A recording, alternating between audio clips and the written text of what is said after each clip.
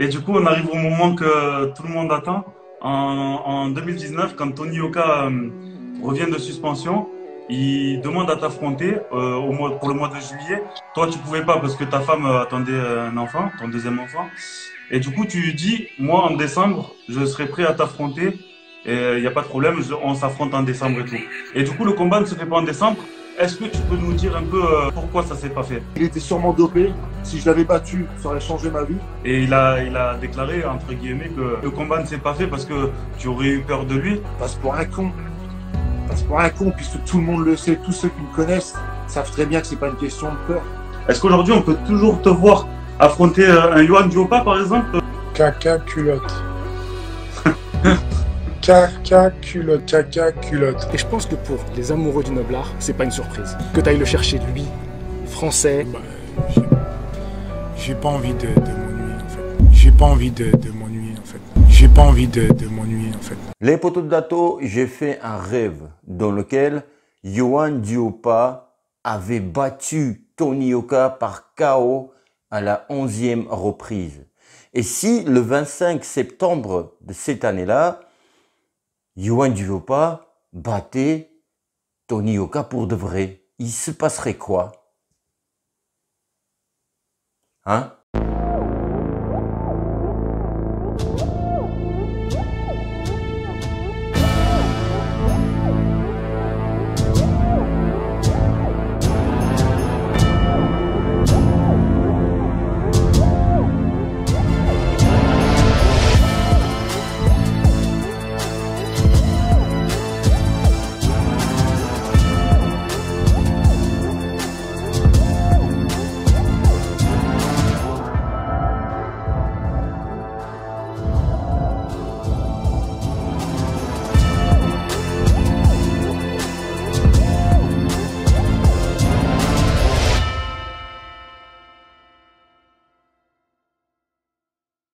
Les potos de Dato, on va voir dans cette vidéo, regarder les statistiques. On va commencer par le statistique, oui, justement. Je vais me baser sur statistiques de BoxRec.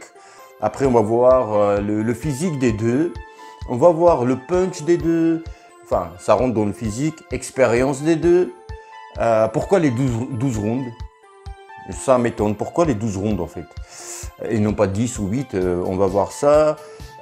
Pourquoi le combat maintenant, tu vois? Pourquoi pour la reprise de Tony Oka, tu vois, après un arrêt, etc., d'une année, presque jour pour jour, une année d'ailleurs. Et à la fin, on va voir, et si Duopa, Johan Duopa gagnait, il se passerait quoi pour des deux? Les potos de Dato, c'est parti. Alors, Johan Duopa a 38 combats, 38 victoires, pardon, 25 par KO gagnés quand même, 5 défaites et 2 d'entre elles par KO. Tony Oka, 7 victoires, 6 par KO. Alors, qui mène entre ces deux-là au terme de pourcentage des KO sur les combats? Alors, Johan Duopa, il a quand même 25 KO quand même. Franchement, je ne savais pas parce que quand tu penses à Johan Duopa, tu ne penses pas à un puncher, tu vois. Tu penses à un guerrier, mais pas à un puncher. Ça m'étonne, mais enfin ça m'étonne. C'est bravo, hein, bravo. Bravo. Et, mais là, Tony Oka, il mène mathématiquement. C'est-à-dire que sur 7 victoires, il a 6 KO, il a à peu près, je sais pas moi, 85% de KO, voilà, mathématiquement. Hein, alors que Johan Duopa, il a peut-être 75%, tu vois. Voilà, c'est à peu près, je dirais, de tête, mais je n'ai pas calculé. Donc, mathématiquement, Tony Oka, il mène, tu vois, il a plus de pourcentage de victoires par KO. Alors qu'il n'en a que 7 combats, sur 7 combats. Il faut voir si, quand il va atteindre 38 victoires, justement comme Johan Duopa, sur les 38 victoires, combien il aura dans le futur, combien il aura de KO. Le punch, moi je dirais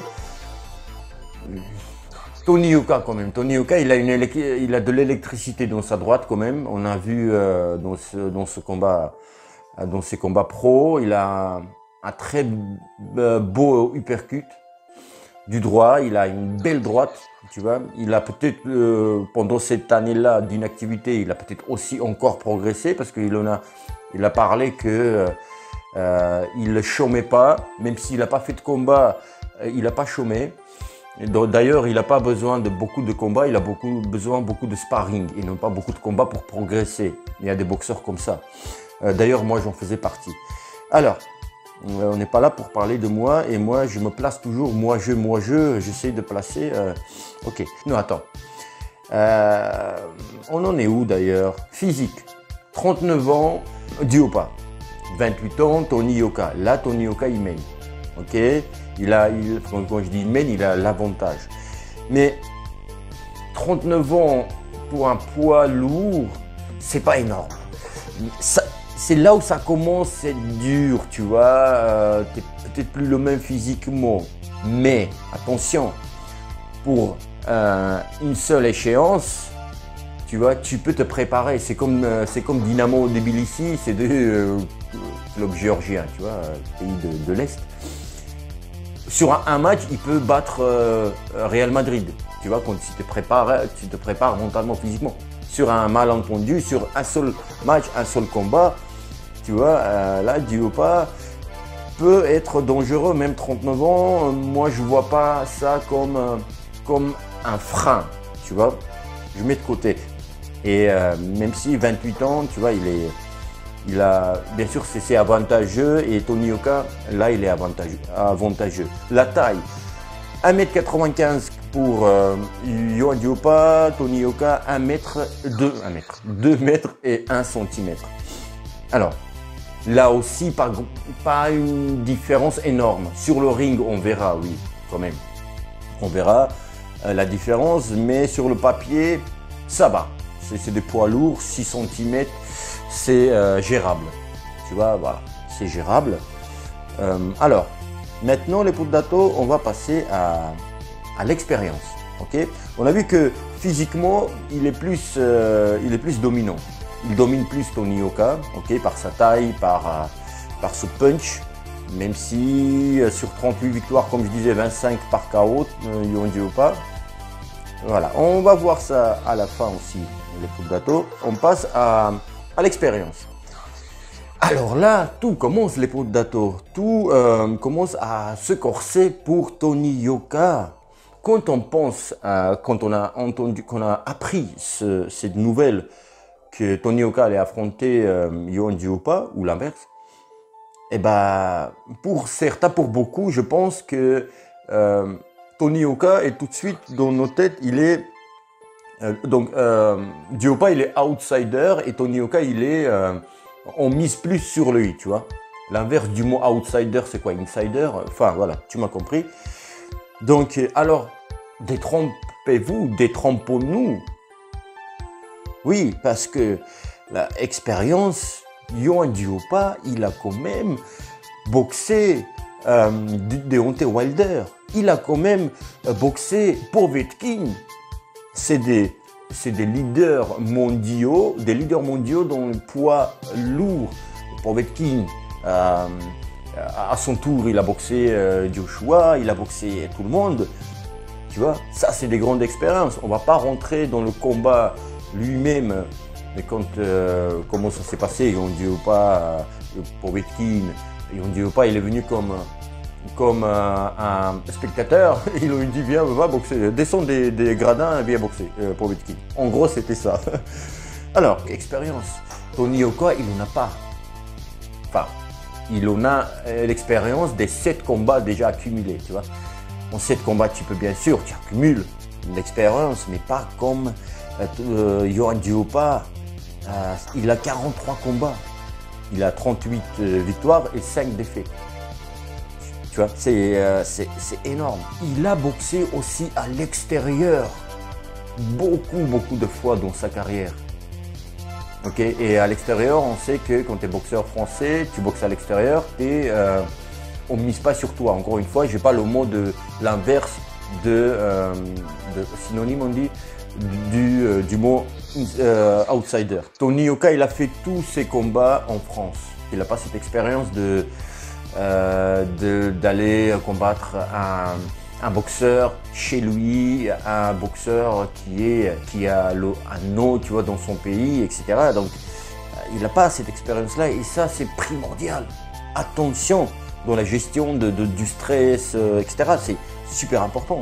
Expérience, c'est pour, c'est 100% pour Yohan Duhaupas.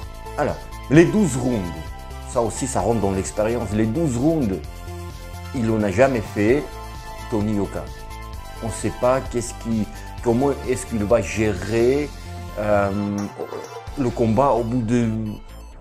Après 8 rounds, après 6 rounds, même la deuxième moitié, ou encore troisième tiers du combat. Comment est-ce qu'il va gérer tout ça? Yohan Duhaupas, il en a fait des 12 rounds. Il a beaucoup plus d'expérience.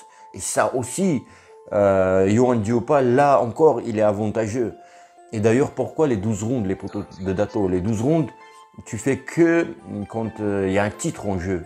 Championnat d'Europe, championnat du monde, les continentaux, les championnats, etc. Mais même championnat de France, tu fais en 10 rounds et même pas 12, tu vois. Pourquoi les 12 rounds? Moi, franchement, moi je pense que l'équipe de Tony Yoka, ils sont quelque part fâchés, tu vois, ils sont vesqués contre Tony Yoka en lui envoyant au charbon. Genre, écoute, tu nous saoules Tony Yoka, ça fait un an, tu étais suspendu, machin, on voulait te tracer ta carrière comme à la AJ, à la Anthony Joshua, machin, et là tu nous as fait une crasse, il n'y a pas de crasse là-dedans, d'après que je sache. Je parle du dopage, il n'était pas contrôlé positif, donc il n'est pas dopé.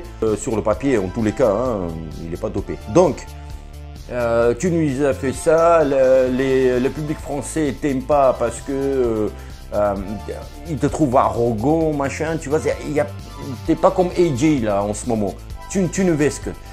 Et bah vas-y 12 rounds, vas-y, on te donne Yohan Duhaupas et débrouille-toi, tu vois. Maintenant, tu nous prouves le truc que tu es le meilleur. Et ben, ça rejoint justement pourquoi le combat, j'ai noté, pourquoi maintenant en fait? Pourquoi maintenant ce combat-là contre Yohan Duhaupas? Justement, je disais que les Français, alors je vais redémarrer l'enregistrement. Oui, je disais que les Français le trouvent arrogant. Je sais pas, après, personnellement, je ne le trouve pas arrogant. Lui-même, Tony Yoka, il disait dans différentes interviews, ça veut dire quoi d'être arrogant?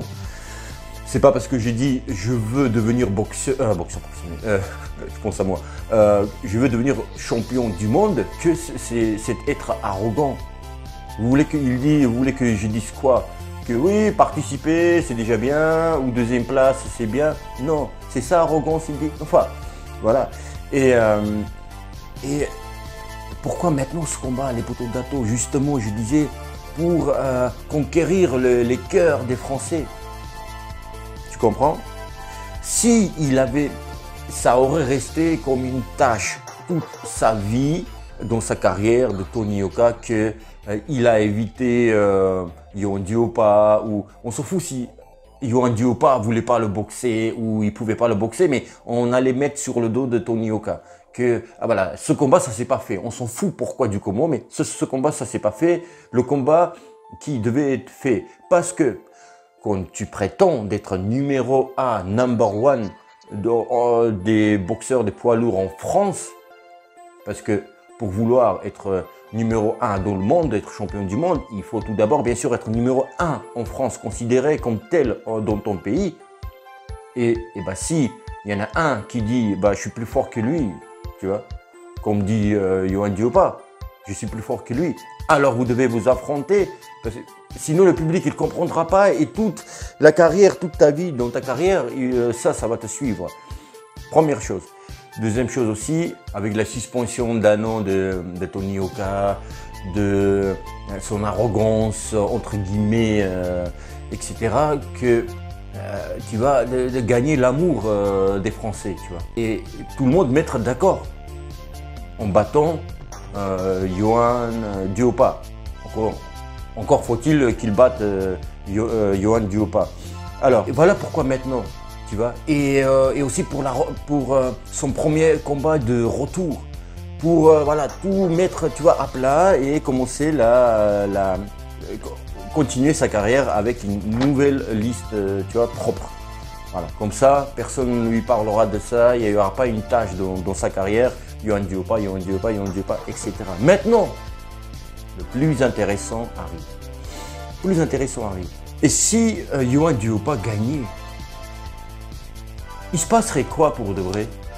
Et qui est gagnant, tu vois, dans ça? Est-ce que, autrement dit, est-ce que c'est plus si Duhaupas gagnait, battait Tony Yoka? Est-ce que c'est Duhaupas qui est plus gagnant ou c'est Tony Yoka qui est plus perdant dans tout ça? Les poteaux d'Ato, tout d'abord, c'est un combat difficile pour Tony Yoka. Et il peut, bien sûr, perdre. Il peut perdre pour moi, il aura plus les rounds vont avancer dans le combat, plus il aura Duhaupas il aura plus de chances de gagner. Encore faut-il que, je parle comme à la télé, que Yohan Duhaupas soit prêt physiquement. Il n'a pas boxé depuis 1 an, bah justement ça va être comme Tony Yoka, tu vois. Bon, voilà, les deux, ils n'ont pas boxé 1 an, même un peu moins. Yohan Duhaupas, il a boxé, je crois, au mois d'octobre 2019, alors que Tony Yoka, il a boxé au mois de septembre 2019, le 28 septembre. Et le combat, il va se faire le 25 septembre, et à 3 jours près, ça va être 1 an, tu vois, depuis qu'il n'a pas boxé Tony Yoka. Bref, et ça va être difficile. Si Tony Yoka, il aura beaucoup de chances dans les premiers 3, 4, 5 rounds, allez, 3, 4 rounds, tu vois, le mettre KO, Duhaupas. Et je disais, il a beaucoup de chances, Duhaupas, à gagner, et si il gagnait ce combat-là. Alors, tout d'abord, moi je pense que ça ne va pas relancer la carrière de Yohan Duhaupas. Soyons clairs. Ça ne va pas relancer sa carrière. Par contre, ça va freiner la carrière de Tony Yoka. Ouh là là là là là là là. Au niveau du prestige, bah oui, faut en parler, faut dire au niveau du prestige, parce que tu es, excusez-moi du mot, mais déviergé de tes 0 défaite, tu vois. Donc tu auras une défaite dès le début de ta carrière professionnelle presque. Il est déjà à 3 ans et demi hein, en boxe pro, bref. Donc il a que 7 combats et il va avoir 8e combat et la défaite. Déjà il va descendre dans le classement, tu vois là il va freiner. Et puis le prestige dans le monde, il veut aller boxer aux États-Unis, il vaut mieux bien sûr dire que tu as 8 combats, admettons 8 victoires, que dire 8 victoires et 7 victoires, pardon, oh, pardon. 7 victoires et 1 défaite. Donc voilà. Et au niveau le prestige en France, parce que comme je disais, il fait ce combat-là pour faire taire, fermer les bouches aux anti-supporters de Tony Yoka, tu vois, des siens, qu'il n'aime pas, tu vois. Et là, bim, les gens ils vont pouvoir le critiquer, tu vois. Parce que pour certains aussi, Tony Yoka, il ne deviendra jamais champion du monde. Et là, il va leur donner raison. Franchement, c'est un grand frein pour Tony Yoka. Pour Yohan Duhaupas, tout bénef. Il a plus, Tony Yoka, il a plus à perdre que Yohan Duhaupas a gagné. Yohan Duhaupas, là, ce qu'il gagne, déjà 100 000 €, je crois, il aura la bourse, belle bourse quand même. Et ben il aura la revanche. Et là, la revanche, ça va monter jusqu'à peut-être 200 000 €. Pour la fin de carrière, c'est pas mal. Hein. Tu vois, c'est pas mal. Je ne sais pas combien il a touché contre Deontay Wilder, mais ça, c'était championnat du monde quand même. Hein. Ça, c'est autre chose. Mais là, c'est pour un combat à la reprise, 100 000 €, c'est pas mal. Mais enfin, L'argent, on s'en fout. Mais je veux dire, voilà, ça va pas relancer la carrière de Yohan Duopa, mais par contre, il va stopper Tony Yoka. Ils s'aiment pas tous les deux. Ils s'aiment pas tous les deux. Voilà, c'est viscéral, c'est physique, c'est comme ça. Ils s'aiment pas tous les deux. Ils ne se sympathisent pas. Et ça aussi, c'est une volonté aussi, c'est une source de motivation quelque part dans le combat pour Yohan Duopa. Tu vois, quand t'aimes pas quelqu'un, lui dire, regarde, tu disais que tu es plus fort que moi et tout, regarde, je vais te montrer. Et aussi les poteaux de Dato. Moi, je pense qu'il aura, c'est sûr d'ailleurs, c'est sûr, voilà. Tony Yoka, il aura plus de, comment dire, pression. Il aura plus de pression au moment du combat. Il n'aura pas de pression, Duopa. Tu vois, il n'aura pas de pression parce que il est outsider. Et c'est toujours beaucoup plus simple boxer quand tu es outsider pour, tu vois, dans ta tête, rien que le fait de penser que tu peux créer une surprise et faire taire des bouches, ça te motive, tu vois, une autre source de motivation. Alors que Tony Yoka, il faut qu'il gagne absolument. Et Yohan Duopa, même s'il perd, bah il perd, il a perdu, voilà. Alors que Tony Yoka, non, sa carrière, elle commence sa carrière. Yohan Duopa, sa carrière est terminée. Enfin, entre guillemets, parce qu'il est à la fin de sa carrière, tu vois, il en reste quelques combats s'il veut continuer après le combat avec Tony Yoka, tu vois, contre Tony Yoka. Voilà ce qu'il veut aussi Yohan Duopa, il y aura une revanche. Et pour les sous-sous dans la poche, tu vois, c'est toujours bien. Voilà. Alors le combat va être difficile si il va jusqu'au deuxième moitié du combat. Donc après 6 rounds, tu vois. Là, ça va être difficile. Si Tony Yoka ne bat pas Yohan Duopa avant ces 6 rounds, ou dans ces 6 rounds, tu vois, avant le 7e round. Voilà. Parce que aussi Tony Yoka, il aime quand son adversaire, il boxe proprement. Tu vois, lui-même, il est propre, tu vois. Mais on n'a pas encore vu Tony Yoka, ça, je n'ai pas parlé, on n'a pas vu Tony Yoka dans les combats là où c'est pas parce que son adversaire, il boxe salement. Mais tu sais, quand quelqu'un toujours avance sur toi, il prend tes bras, il boxe pas en ligne, tu vois. Il n'est pas là aussi, tu vois, boxe en ligne, tu vois. Donc, Yohan Duopa, il est comme ça. Il rentre, tu vois, rentre dedans. C'est pas toujours les coups les plus propres, tu vois. Et là, on n'a pas encore vu Tony Yoka. Donc, c'est très bien pour lui aussi de montrer si ça va jusqu'au là, tu vois, après les 6 rounds, de montrer qu'est-ce qu'il vaut, tu vois. Voilà, lui aussi, il veut fermer les bouches des critiques, tu vois. Donc, les deux sont motivés.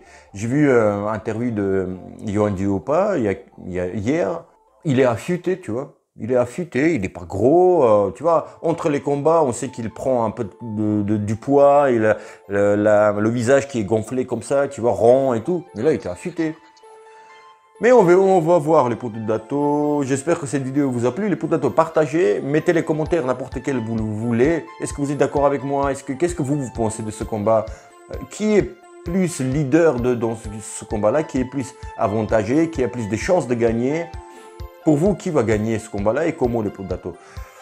Mettez voilà, les commentaires, ça va référencer cette vidéo. C'est important, les poteaux de Dato, pour qu'on avance ensemble. Et partagez cette vidéo, c'est intéressant.